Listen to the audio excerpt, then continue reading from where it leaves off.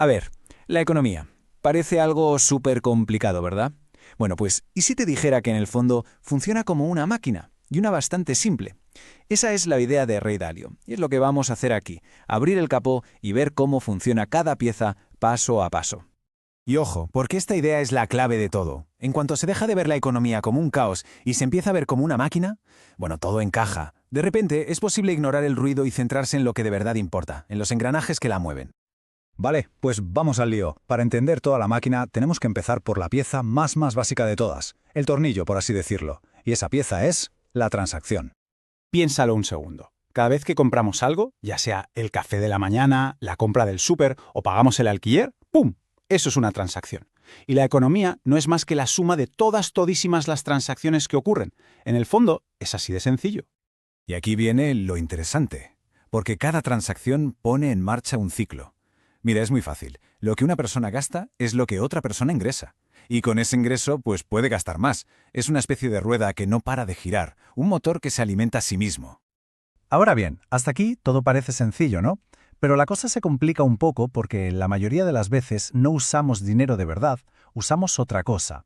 Y esa otra cosa es la pieza más grande, la más potente y, cuidado, la más inestable de toda la máquina económica, el crédito. Y es súper importante entender la diferencia. A ver, si pagas algo con dinero en efectivo, la transacción se acaba ahí. Listo. Pero si usas crédito, lo que estás haciendo es crear una promesa de que pagarás en el futuro. Para el prestamista, esa promesa es un activo. Para quien pide el préstamo, es una deuda, un pasivo.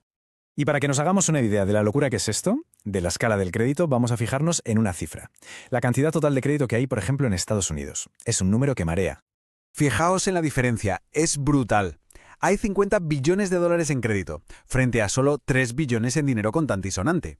Esto lo cambia todo. Significa que la inmensa mayoría de lo que llamamos dinero en nuestro día a día, en realidad no existe como tal. Es crédito. Son promesas de pago.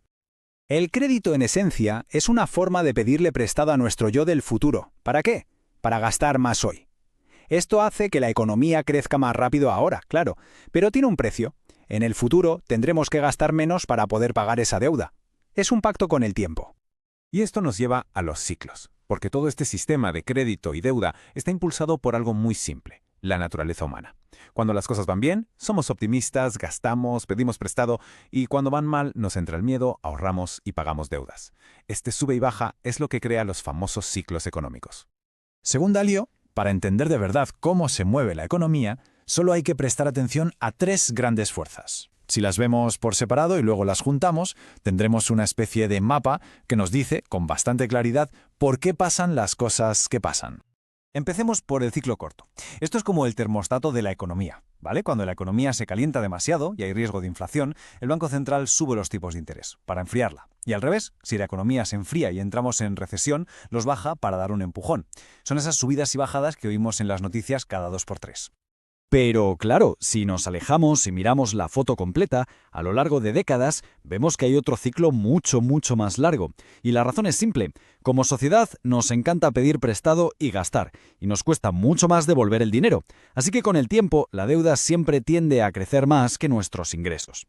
Y claro, esto no puede seguir así para siempre. Llega un momento, un punto de no retorno, en el que la montaña de deuda es tan gigantesca que es imposible de devolver. Y ese es el momento en el que todo el sistema estalla. La gran burbuja de la deuda explota. Cuando la burbuja estalla, entramos en una fase que se llama desapalancamiento. Es una palabra un poco técnica, pero significa algo muy simple. Toca reducir la deuda.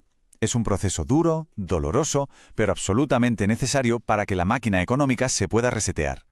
Y esto no es una recesión normal y corriente. No, aquí el problema es mucho más gordo, porque la herramienta de siempre, la que usan los bancos centrales, que es bajar los tipos de interés, ya no sirva para nada. Si ya están en cero, ¿qué más vas a bajar?